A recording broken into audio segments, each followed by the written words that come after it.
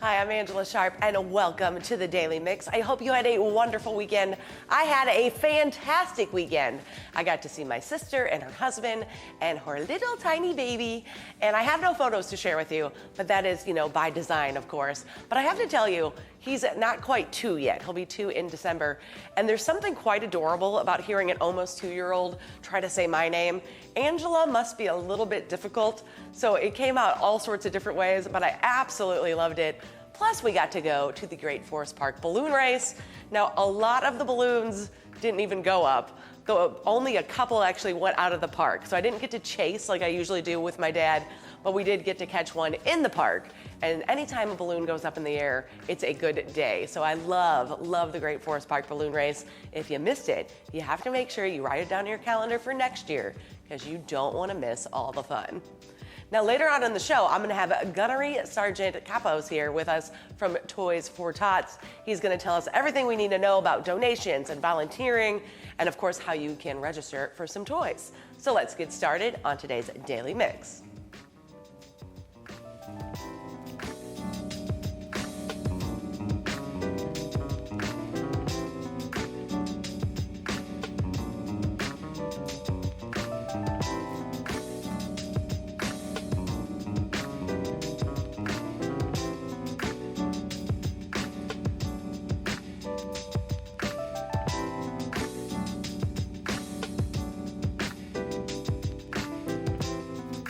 Last week, Mayor Jones proclaimed September 15th through October 15th as Hispanic Heritage Month in the city of St. Louis at a flag-raising ceremony celebrating people of Hispanic heritage.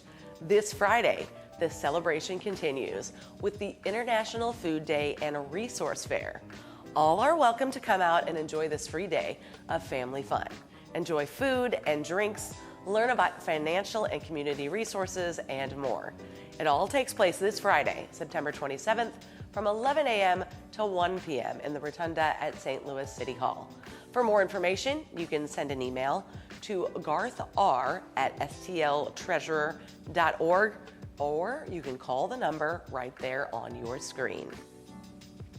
Another free family-friendly event this weekend is the Jewish Arts and Culture Festival. Sababa, this outdoor event will feature local, regional, and national visual art exhibits, a variety of artwork, food, experiences, musical performances, children's activities, and more. Sababa will take place this Sunday, September 29th, from 10:30 to 4 at the J. You can find all the details at sababastl.com. Evolution Festival returns this weekend with more than 28 national and local music acts, over 30 restaurants, and of course the best beer brands from near and far. The festival will be featuring experiences to appeal to all the senses. The Regional Arts Commission is also back with local artists who will be live painting and creating unique finds for those art lovers in attendance. Evolution Festival is this Saturday and Sunday in Forest Park. For a full lineup, go to evolutionfestival.com. And we have one more festival for you. Shaw Nature Reserve is set to host a new Wild About Nature festival this weekend. The family event features a day of exploring nature, hands-on outdoor activities like fishing, kayaking, hiking, shooting a bow and arrow, that sounds like a lot of fun, yoga, and forest bathing. If you want to know what forest bathing is, it isn't weird. It's just you being in the forest where you're not working out, you're not doing an activity, you're just soaking in all the forest. There will be an educational stations covering everything from wildlife to native gardening and more. Basically, you can just expect to find just about everything that they have to do with nature and the outdoors. The Wild About Nature Festival is Saturday, September 28th from 10 to 3 at Shaw Nature Reserve. For more information, go to shawnature.org. Behavioral Health Response, BHR, is ready to roll out the red carpet this weekend for a star-studded event featuring local media personalities, live musical performances, and special appearances by St. Louis Mayor Tashara Jones and County Executive Dr. Sam Page. During the event, BHR will introduce 3 community resources that will make a huge impact on mental health care.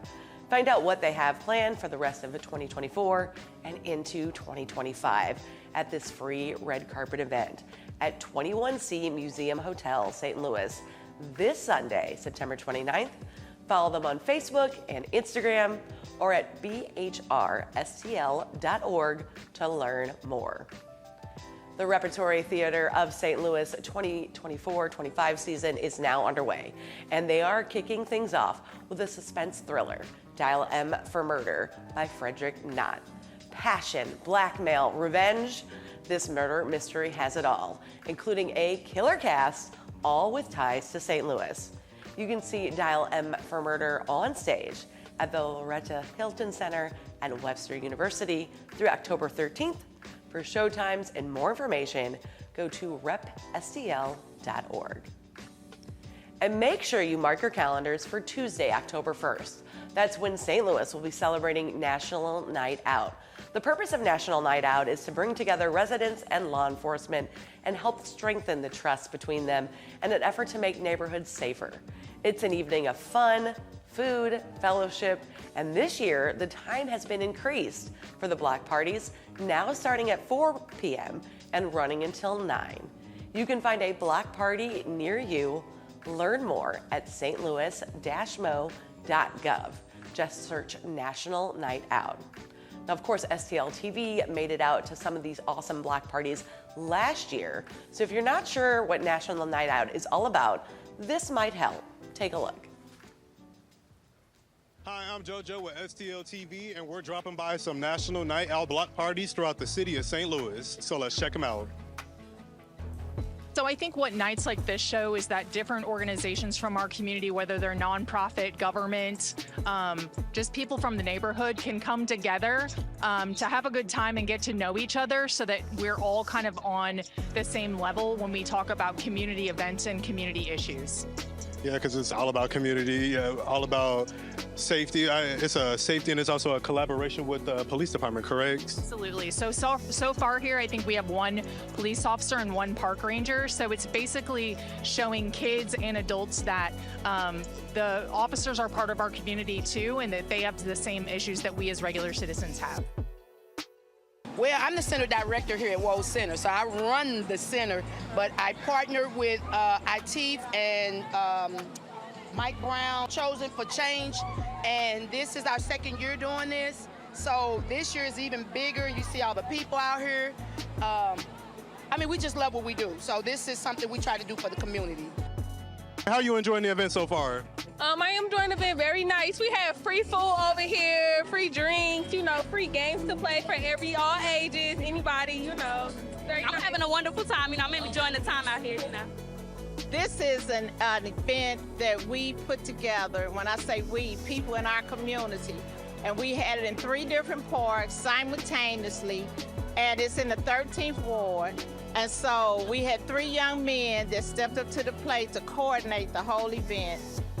Let's keep rebuilding our communities one block at a time. If you do not have a block unit, please get a block unit. You can contact us at the Federation of Block Units office on Kings Highway at the Urban League headquarters, and we'll be able to assist you. Well, today has definitely been a great day. Met some very fun and interesting people. Thank you so much for watching. My name is JoJo with STL TV, where you experience St. Louis. National Night Out looks like a ton of fun. But look, by the magic of television, we've got Gunnery Sergeant Kappos with Toys for Tots here. Thanks for joining me today. Hi, Angela. How you doing? I'm great. It's good to see you back. Now, you're back a little earlier than we had you on last year. Yes. And I'm guessing there's a reason for that. Absolutely. Well, one of the reasons is we're actually starting the campaign here on October 1st.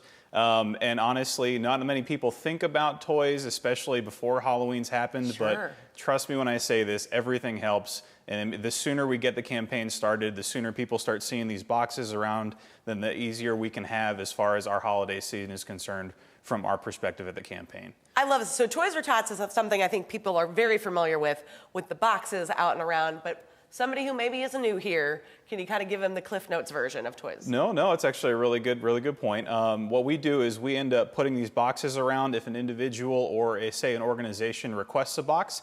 If they want one, they can go to our website in order to be a box drop location. We will then deliver the boxes and they can have them out until roughly around December 9th. That's when we're going to start collecting up the boxes this year. Then we will take these toys that we collect, and then from there we're going to give them out to the community. Here, our campaign actually services the whole of St. Louis, the city, and the county, as well as St. Charles County. So there's a lot of service area that we have to cover. So there's kind of different Toys for Tots for different areas around town, and you are the city of St. Louis and St. Charles County. Yes. Okay, so that's a pretty big area. How many toys do you think you gave away last year? Last year, rough total was about 117,000, and a good sizable chunk of that was from the local area, just in actual toy donations, and then another sizable chunk of that was through like monetary donations that stayed within the local area as well. Because some people don't think about it, like, you know, I love to drop the toy in the box because it gives me like a little bit of satisfaction for myself to be like, oh, I picked this out. Yep. It goes in the box.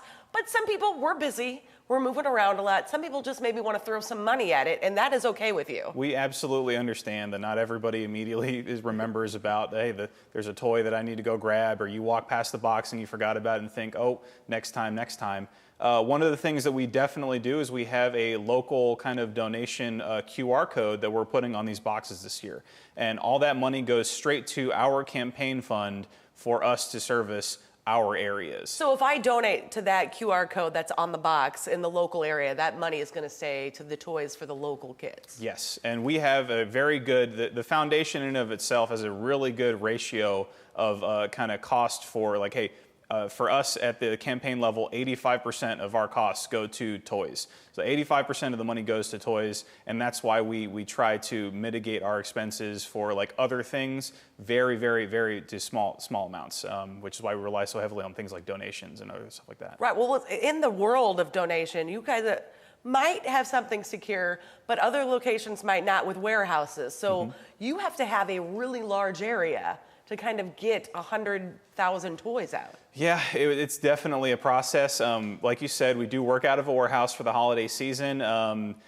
Any space is really welcome. And one of the things that we, like you said, have secured right now is we have a warehouse, but there are other campaigns around us that may not. So for example, I know Troy, or even across the river to the east, there's 2 campaigns off the top of my head that I'm pretty sure they don't have warehouses yet. Right. So if people do own a warehouse or something of that nature and they do want to kind of donate that, we would love to facilitate that. And that way we can kind of give that person something like something they could write off as like a tax deduction or something like that. Like, sure, so it's kind of beneficial both ways. You're doing a good thing, but you also maybe can get a little tax break at the end for donating that space. Got to be something in it for everybody, and that's kind of what we look at it for. So, when do applications open? Because you guys both do nonprofit and individual families. Yes, that's actually a really good question. So applications for the nonprofits actually will open October 1st. That will be on our website. They go through, they fill out the form, and then they have to submit the documentation to our email address, and then we will go through and approve them on a case-by-case basis.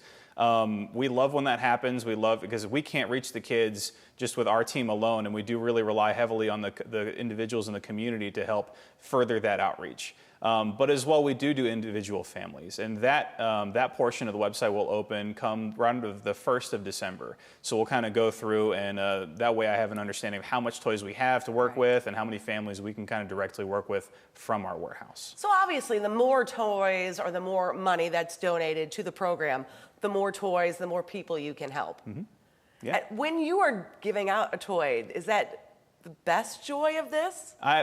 So it's a toss-up for me, to be honest. Yes, giving out the toy is fantastic, but one thing, especially after doing this now for a little bit, that I really wasn't expecting was the feeling and the kind of seeing the community kind of come together and seeing the person who puts the toy into either the truck that we have or the box, and seeing kind of the thought process that goes into that. And that I think the premeditated just act of philanthropy is kind of really hits me in the warm and fuzzy. Like an adult actually taking the effort to pick out a toy. I think you even mentioned before we came on here, somebody came up to you and was like, which Barbie do you think is the better? So they were really putting a lot of thought into it. Absolutely, yeah. And I thought that was fantastic. It really is a good thing to see. That is pretty amazing. But you also could really use some volunteers to sort through all these toys. Yes, yeah, that's a very big part of it. So whenever we get the box is inevitably unsorted, and to kind of break it up easier, we separate them into 8 different age categories and things of that nature. So whenever somebody says, hey, I've got a toy for a 13-year-old, we can go and immediately grab it.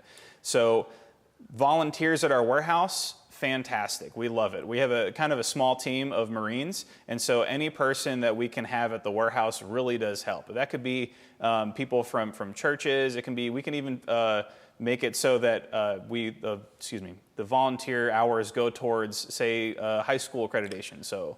Yeah. Sure, yeah, because a lot of high schools make you kind of do some stuff out there, community service-wise, in order to graduate. So that is a good way you guys can write them out for those times. Absolutely, we can, yeah. And when we were talking a little bit earlier, you said the volunteers, you could do it for as little as 2 hours. Oh, yeah. And you don't know how much that 2 hours is going to help you guys in the long run. If I get the word out there and then I get, 20 people, even just for 2 hours, that takes a huge load off of me and my team so that we can potentially do other things like go and pick those toys up at these different box drop locations or whatever. So it really does kind of act as a force multiplier for us. How can somebody volunteer? It's a great question. Another QR code attached to these posters is on the right-hand side. You can see there's one that goes directly to our website for the volunteer portion.